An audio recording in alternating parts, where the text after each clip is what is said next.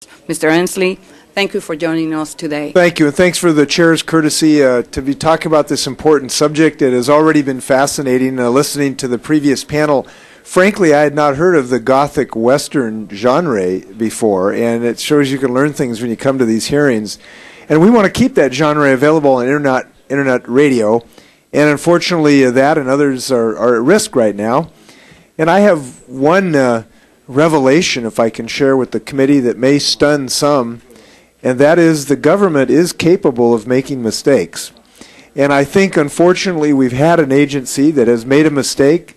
Not all their responsibility. Perhaps the legislation that created it was imperfect. But in fact, we have coming down the tracks a perfect train wreck that we really need to resolve in some fashion. The day before yesterday, we had the Day of Silence of Internet broadcasters in protest of this potentially a sort of Damocles hanging over their heads on July 15th. They went silent, and it harkened back to the Miss American Pie song. You remember that line, the day the music died? I don't want to be in Congress the day the music died on Internet radio. And I think that that's what we're looking at for a lot of the particular systems and genres that are now enjoyed by people. And 70 million Americans are enjoying this with their morning coffee now. So this is very important to many, many people. It's not that just the businesses involved. I just want to tell you one local experience. I have a company in my district, little group. It's called Big R Radio, and they now have 15,000 listeners enjoying their work over the Internet.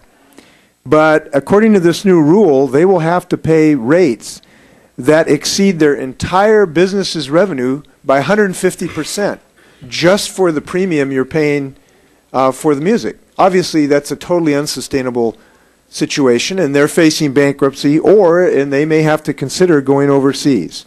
And unfortunately, Big R Radio is typical of hundreds, if not thousands, of small businesses across the country today.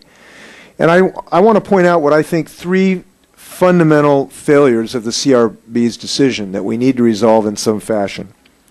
One, they dramatically raised the per-song fee, which starts out in 2007 as seemingly a modest 5% increase, but gets to 149% increase by 2010. And that is fatal to many of these companies. Second, the group curiously adopted the per-station minimum fee, but dropped the per-service cap. Now, this is the sort of secret little nuclear weapon of this decision.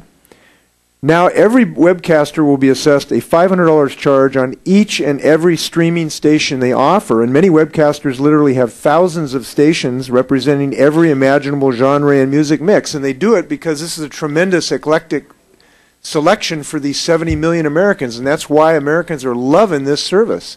They're getting every conceivable thing from Gothic Western to, you name it. Well, that's going to end because the minimum fees for 2006 for just three webcasters, Real Networks, Pandora, and Yahoo, would be over $1.15 billion under this particular structure. These new rates will dwarf their radio-related revenues by substantially more than $1 billion.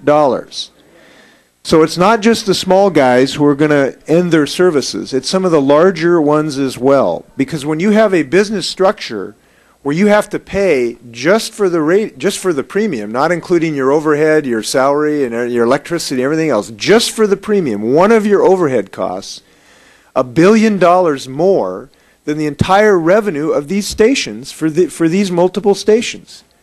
It is not just the little guys who are going to go black here. And that's why, although I appreciated some of Sound Exchange's willingness to discuss this issue with some of the smaller businesses, that is productive. But for the 90% of the rest of the music, Americans are going to lose that too, in substantial part. So we need to deal with that. The rate is 64 times the total royalties collected by Sound Exchange in 2006. It is a 10, and I checked this number, apparently it's accurate, a 10 million% over the minimum fee of $2,500 per license. Finally, CRB eliminated the percentage of revenue fee that many small webcasters use to determine their performance royalty. And that move from a percentage of revenue to a per-song rate, as you've heard, hits the webcasters hardest. So it is abundantly clear that artists need fair compensation. These businesses live in a symbiotic relationship. Neither can live without the other.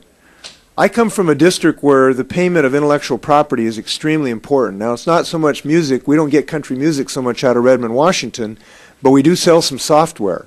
And so we understand the importance of compensating intellectual property. It's the fundamental precious asset of America is intellectual property. Artists have to be fairly compensated. They're geniuses. And we don't have music without them. But they don't have distribution without these internet folks either. And I know that that is in serious jeopardy. And somehow what government broke with this CRB decision, government's going to have to fix.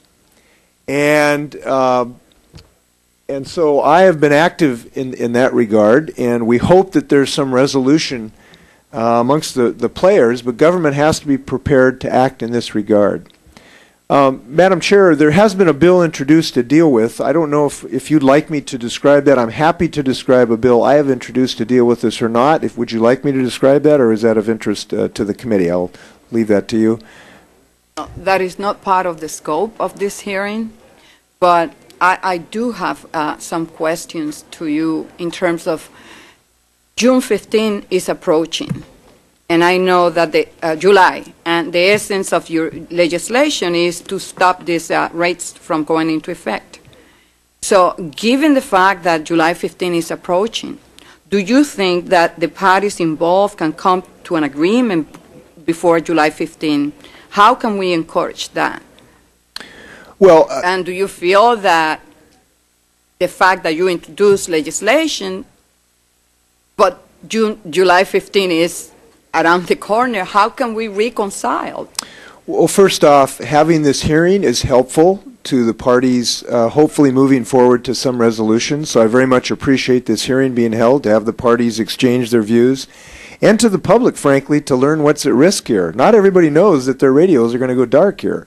Their internet radios. So having this hearing was very helpful. Second, there's over, I think, 122 co-sponsors of this bill now, so that there's obviously, members are hearing from thousands of their constituents, and there's obviously a strong movement in Congress to encourage the parties to resolve that. I think that that is helpful. I think that the stumbling block here, if I can be, I'm not one of the negotiators, so perhaps I can give an outside review of this. I think the stumbling block is the lack of perception that the larger percentage of the broadcasters, 90 or 95% of the music actually comes from some of the larger webcasters who have these multiple channels. They might have thousands of channels. And for each one of these channels now, they get hit for this fee per channel. That particular part of this ruling is really what's going to deprive the lion's share of Americans of the music they're now listening to on internet radio. And I think that the parties need to address that issue, because if they don't, we're going to lose the lion's share of music over the internet. And I would encourage, and obviously Sound Exchange, to take a hard look at the business model. The business model is not sustainable even for larger players here. And we appreciate that they've made an offer to the smaller webcasters to have some relief from this. But the 90% of people listening to the radio, they're going to want radio too. And unless there's some change to that, I don't see a business model that will allow that to continue. So I guess what I would say is perhaps all of us can encourage people to really look at what the economics allow for all broadcasters, small and large. And I hope that they'll be successful in that regard.